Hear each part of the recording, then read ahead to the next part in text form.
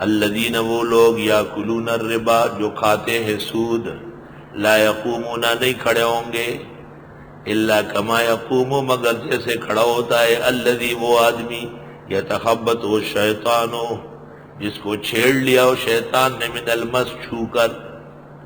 قیامت کے دن سود خور ایسا ہوگا جیسے کسی کو جن چڑھے ہو اور وہ پورا کھڑا نہیں ہو سکتا، کبھی ادھر گرتا ہے کبھی ادھر گرتا ہے۔ اس طرح سود خور بھی اللہ کے حضور کھڑا نہیں ہو سکے گا، مجرم کہاں کھڑا ہو سکتا ہے؟ ذالک بانہم قالوا، یہ اس لیے کہ بے شک کہتے ہیں انما البیع مثل الربا، بے شک سودا بھی تو سود کی طرح ہے۔ یہ کہتے ہیں ہم نے سود کو صحیح کر لیا، خرید و فروخت نفع و نقصان کے بہانے سے۔ وَأَحَلَّ اللَّهُ الْبَيْعَ وَحَرَّمَ الرِّبَا، اور حلال کیا اللہ نے لین دین کو اور حرام کیا سود کو، دونوں ایک جیسے کیسے ہو سکتے ہیں؟ فَمَنْ جَاءَهُ مَوْعِظَةٌ مِّن رَّبِّهِ، جس کے پاس آ گئی نصیحت رب کے ہاں سے، فَانْتَهَا پس وہ باز آیا، فَلَهُ مَا سَلَفَا پس اس کے لیے جو گزر چکا سو گزر چکا، جو پہلے ہو چکا ہے وہ معاف کر دے، آئندہ کے لیے توبہ کر لے، اللہ معاف کر دے گا۔ آیت سے یہ بھی پتہ چلا کہ جنات کا اثر یقینی ہے، یتخبط الشیطان من المس، اللہ نے مثال میں کہا جن لگ کے انسان کے حواس متاثر کر سکتا ہے، اور پتہ چلتا ہے کہ جنات انہی کو چھیڑتے ہیں جن کے کھانے پینے میں مال میں مردار کا دخل ہو،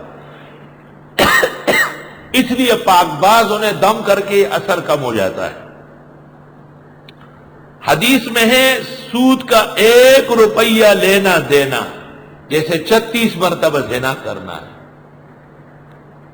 اور ایک روایت روح المانی میں ہے کہ سود کا 1 روپیہ لینا یہ اتنا بڑا گناہ ہے جیسے کوئی اپنی سگی ماں سے 70 مرتبہ بیت اللہ شریف میں زنا کر لے۔ توبہ توبہ استغفر اللہ۔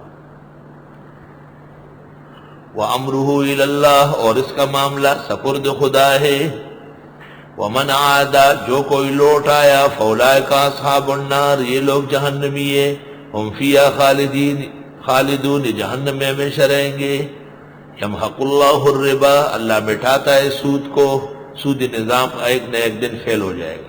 وَيُرْبِي الصَّدَقَاتِ اور جاری کرتا ہے خیراتوں کو، یعنی سود بے برکت ہوگا اور خیر خیرات جائز کاروبار میں برکت ہوگی۔ واللہ لا يحب كل کفار اثیم، اور اللہ معاف محبت نہیں کرتے، پسند نہیں کرتے کسی بھی کافر و گناہگار کو۔ ان الذين آمنوا وعملوا الصالحات بے شک وہ لوگ جو ایمان لے اور عمل کیے نیک، واقاموا الصلاۃ اور پابندی سے پڑھی نماز، وآتوا الزکاۃ اور دینے لگے زکوٰۃ، لهم اجرهم عند ربهم ان کا اجر ہوگا رب کے ہاں، ولا خوف علیہم ولا هم يحزنون نہ ان کو خوف ہوگا نہ یہ غمگین ہوں گے۔ یا ایھا الذین آمنوا اتقوا اللہ ایمان والو اللہ سے ڈرو، وذروا ما بقی من الربا چھوڑ دو وہ جو باقی سود ہے، ان کنتم مؤمنین اگر تم مومن ہو، فإن لم تفعلوا پر اگر سود نہیں چھوڑ سکتے، فأذنوا پس اعلان کر لو بحرب لڑنے کا، من اللہ اللہ سے، ورسولہ اور پیغمبر سے۔ قرآن میں یہ ایک جگہ ہے جہاں پر گناہ کی وجہ سے خدا اور رسول سے لڑنے کے لیے کہا ہے، حدیث میں دوسری جگہ بھی ہے، من عادی لی ولیًا فقد آذنتہ، جو میرے دوست کو چھیڑے میرا اعلان ہے اس سے، اور یہاں ہے تم اعلان کرو، جب سود لے دے سکتے ہو تو اعلان بھی کرو۔ وَإِن تُبْتُمْ اور اگر تم نے توبہ کی، فَلَكُمْ رُءُوسُ أَمْوَالِكُمْ پس تمہارے لیے پونجی ہے مال کی، اصل مال لے سکتے، لا تظلمون ظلم نہ کرو، ولا تظلمون تم سے بھی ظلم نہیں ہوگا۔ وَإِنْ كَانَ ذُو عُسْرَةٍ اور اگر ہے تنگ دست، فَنَظِرَةٌ إِلَىٰ مَيْسَرَةٍ پس مہلت دی جائے مالداری تک، دے نہیں سکتا ہے غریب اصل پیسہ بھی، کوئی خیر ہے بعد میں دے۔ وَأَن تَصَدَّقُوا خیرات کرو، خیر لکم بہتر ہے، ان کنتم تعلمون اگر تم جانتے ہو۔ حدیث شریف میں ہے کہ ایک شخص تھا، اس نے اعلان کیا تھا کہ اگر تنگ دست آدمی پر ہمارا قرضہ چڑھ جائے تو اس کو معاف کر دو، اور اگر مالدار کو چڑھ جائے تو اس کو مہلت دو۔ قیامت کے دن اللہ کے حضور جب پیش ہوگا، اللہ بھی اس کے ساتھ یہی برتاؤ کرے گا کہ تمام گناہ تمہارے معاف ہے اور ہر بات میں تیرے ساتھ احسان ہے۔ بخاری کتاب البیوع۔